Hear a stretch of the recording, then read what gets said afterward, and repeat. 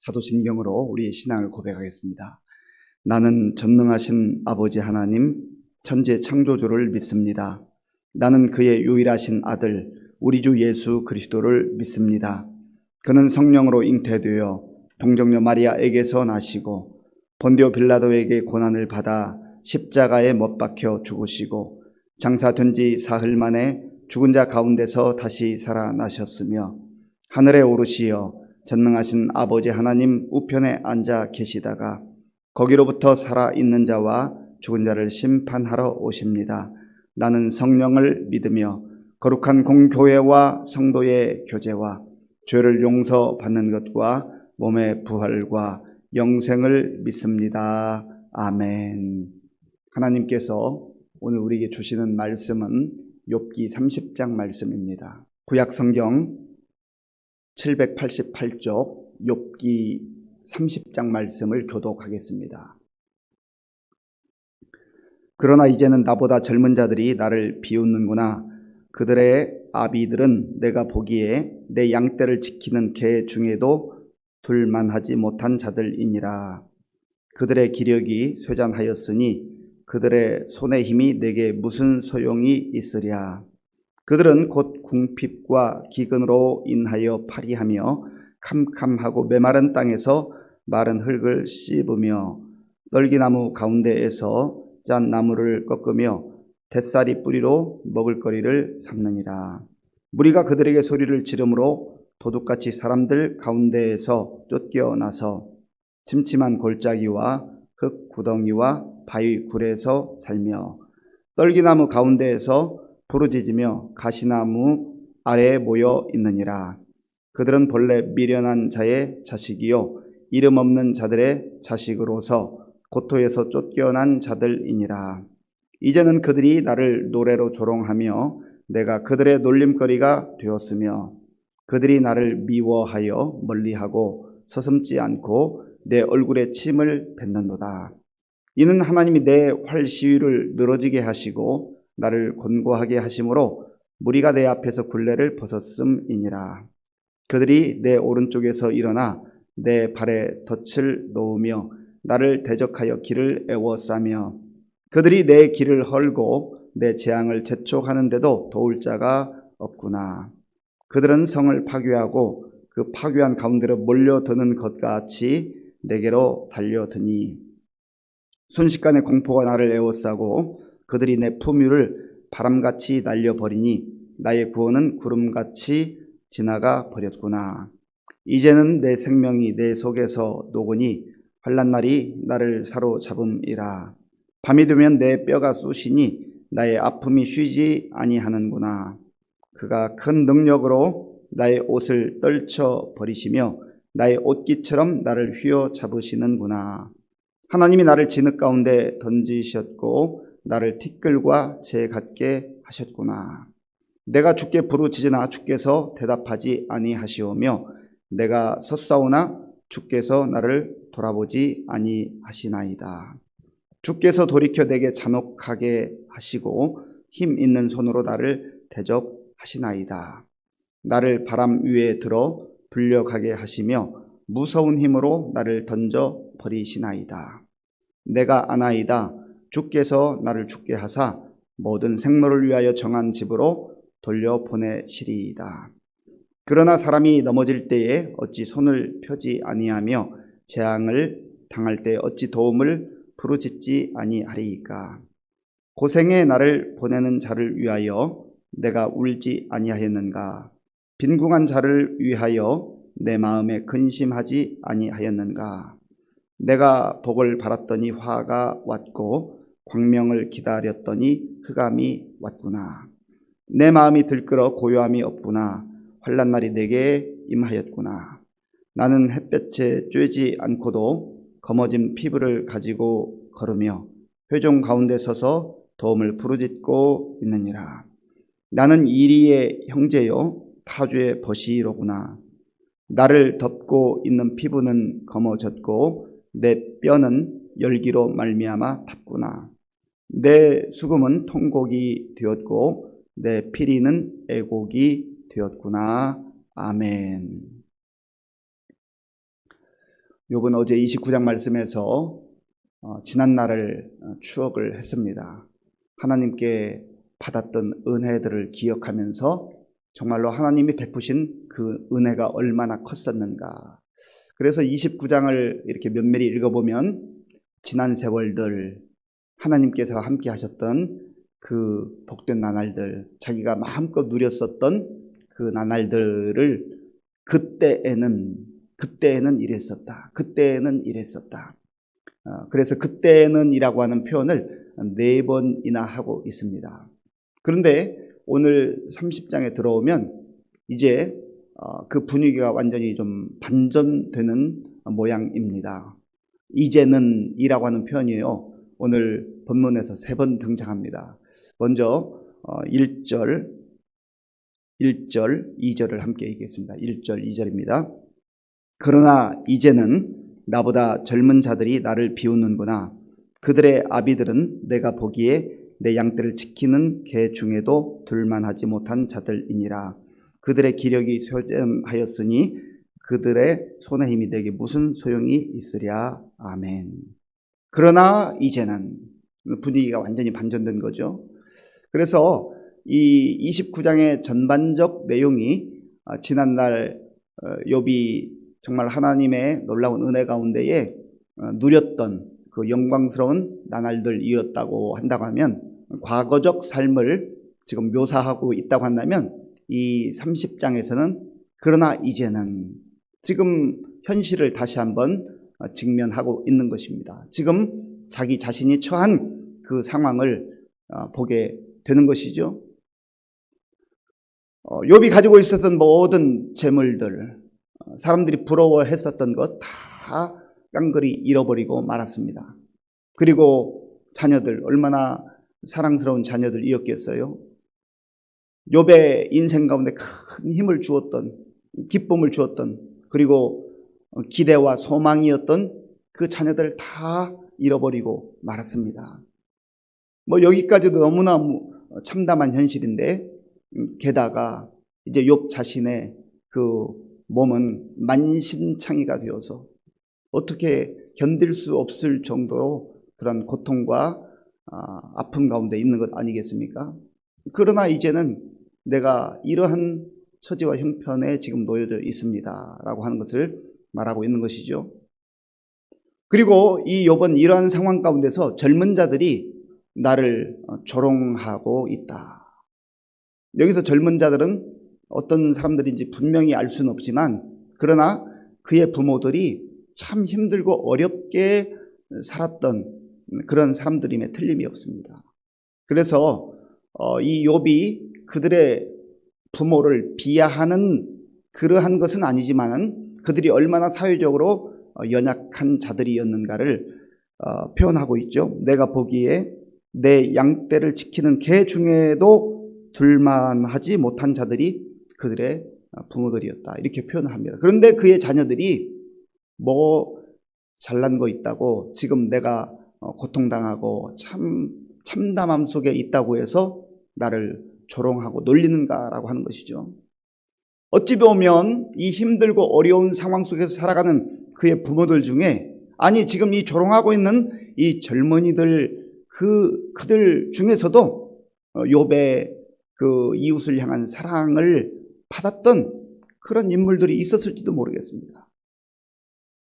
그들이 받았든 받지 않았든 지금 자기 자신들도, 그 젊은이들도 그 부모 세대에도 참 힘들고 어려움이 있었고, 지금도 그들의 살아가는 처지와 형편이 힘들고 어려운 가운데 있습니다. 그러면 힘들고 어려운 사람들이 지금 욥이 그런 고난과 고통 가운데 눈물 짓고 있을 때에 좀 가만히 있든지, 아니면 그저 힘내라고 한마디 해주면 좋을 텐데, 오히려 이 젊은이들조차도 와서 조롱한다고 하는 것이죠.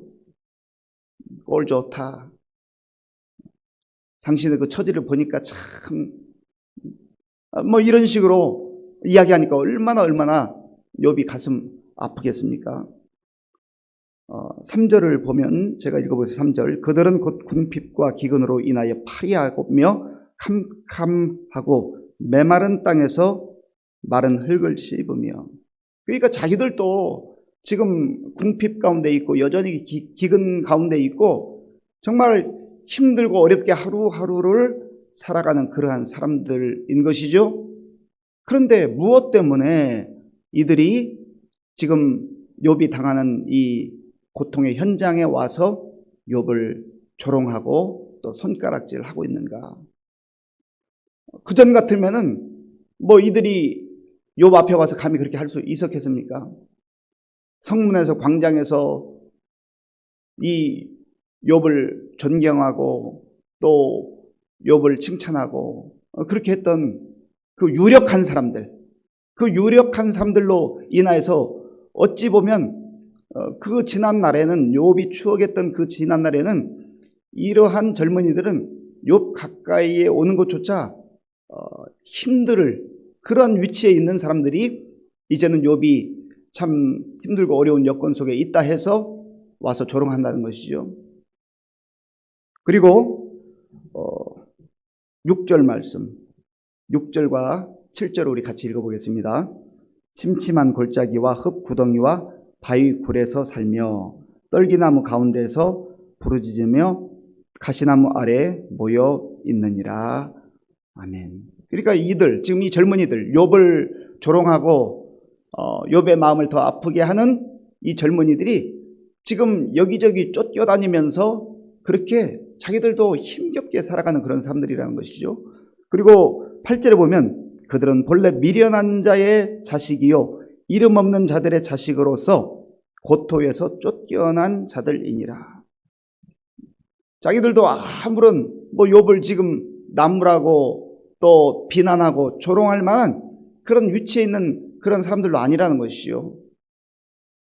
어리석은 자들이요. 또 이들이 정말 그 또 모든 처지와 형편이 쫓겨난 자들로서 여기저기 하루하루 마치 숨어 다니듯이 그렇게 살아가는 사람들인데 이 사람들마저도 나를 조롱하고 나를 향하여서 욕하고 있다. 그러니 욥은 그 자기 자신의 현재적 상황과 고통이 훨씬 더 힘들고 어렵게 느껴진다고 하는 것이죠. 그러면서 9절에서는 그들이 노래를 지어서 그 노래로 조롱한다는 것이죠. 그만큼 욥은 이제는 완전히 밑바닥까지 떨어진 그러한 상태에 있습니다. 이 모든 것을 욥은 이렇게 표현합니다. 이 모든 상황을, 이 고난을 하나님께서 허락하신 겁니다. 하나님께서 허락하신 겁니다. 그 내용이 10절에 있습니다. 11절입니다. 11절 같이 읽겠습니다. 이는 하나님이 내 활시위를 늘어지게 하시고 나를 곤고하게 하심으로 무리가 내 앞에서 굴레를 벗었음이니라. 아멘. 하나님이 허락하셨다는 거예요. 그 이유는 잘 알지 못해요. 그래서 욥이 답답한 것이죠. 욥이 지금까지 친구들과 대화하면서 계속해서 주장하는 것이 이 모든 일들이 하나님으로부터 왔다는 것은 나도 인정하고 알고 있다라고 하는 것입니다. 그러나 왜 이러한 상황 가운데 놓여야 되고 왜 하나님이 이러한 고통을 허락하셨는지 그 이유를 모르겠다는 것이죠. 그렇다 해서 하나님 그분 자신을 하나님을 부인하는 것은 아니에요. 하나님의 존재를 여전히 인정하고 이유를 알 수 없기 때문에 답답하고 괴로울 뿐이지 하나님은 하나님으로 인정하는 것이죠. 그리고 이제 내면의 이 고통이 이 욥을 얼마나 힘들게 하는가 그 자기 내면의 고통을 또 말하고 있습니다. 14절 15절 14절 15절 같이 읽겠습니다.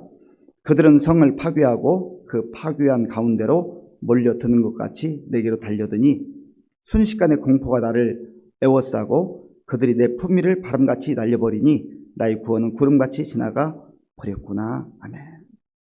마치 젊은이들이 성을 공격하는 그 군대처럼 그렇게 무섭게 자기를 조롱하고 막 하니까 이 욥에게 이 공포감이 그리고 두려움이 찾아왔다는 거예요.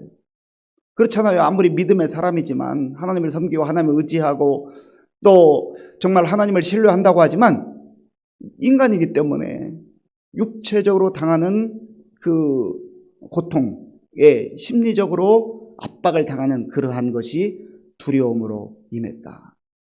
아마 이런 상황 속에서 욥이 나는 두렵지도 않다. 나는 아무런 걱정도 없다. 염려도 없다. 만약에 그렇게 고백을 한다고 한다면 어찌 보면 저 여러분들은 더 좌절하고 절망하게 될 것입니다. 욥이 그 고통의 상황 속에서 믿음을 지켜내기는 하지만 하나님을 여전히 바라보긴 하지만 이 욥도 그러한 인간적 두려움 가운데 공포 가운데 사로잡혀 있었구나. 그도 연약한 인간이구나 라고 하는 것을 솔직하게 그렇게 고백하고 있는 거 아니겠습니까? 거기에 사실 우리가 또 위로를 받기도 해요. 그 다음에 16절 이하에는 내가 얼마나 육체적 고통이 정말 극심한가라고 하는 것을 또 표현을 합니다.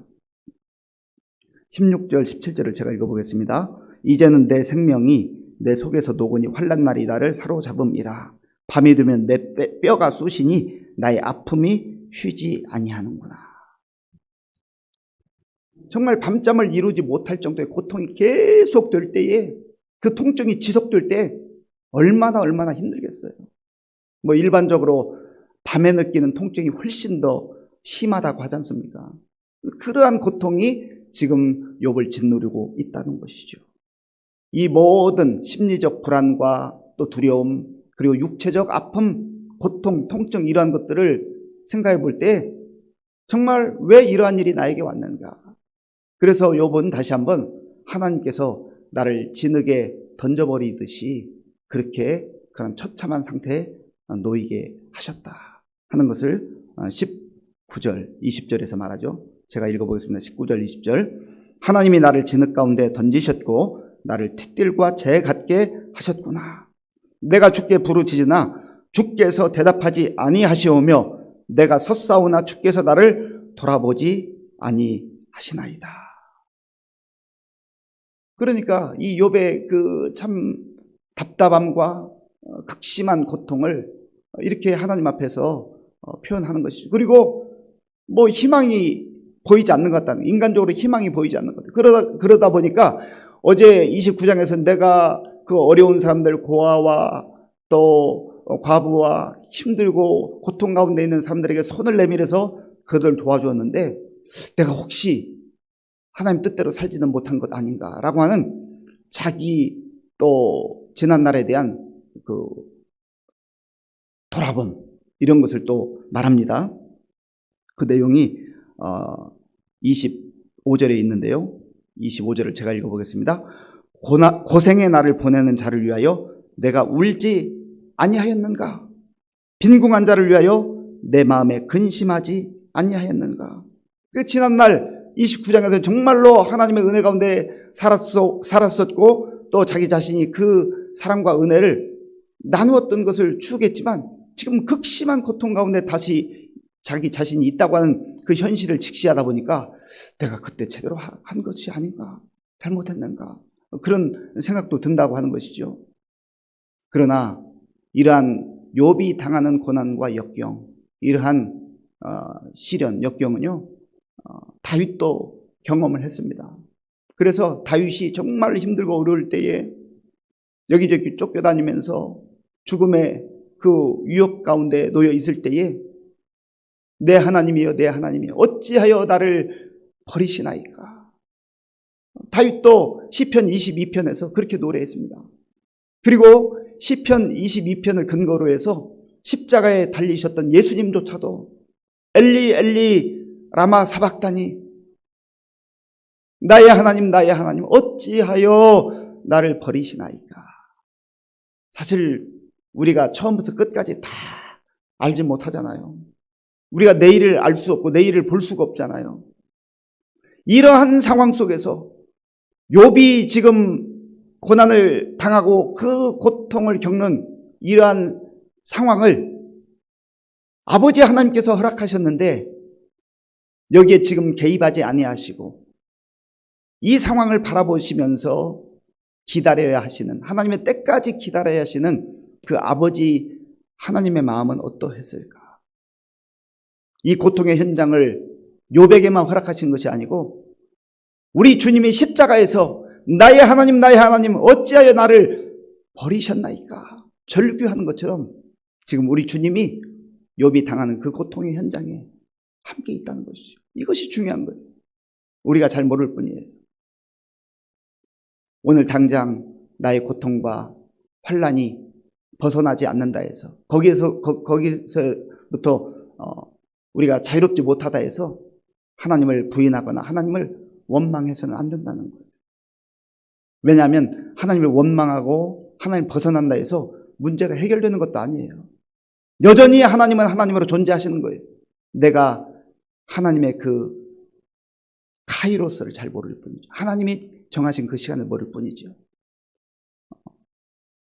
그때까지 내가 잘 이해가 안 돼도 묵묵히 십자가를 짊어지고 그 고통의 현장 속에서 주님 왜 그렇습니까? 그럼에도 불구하고 저는 주님을 바라봅니다.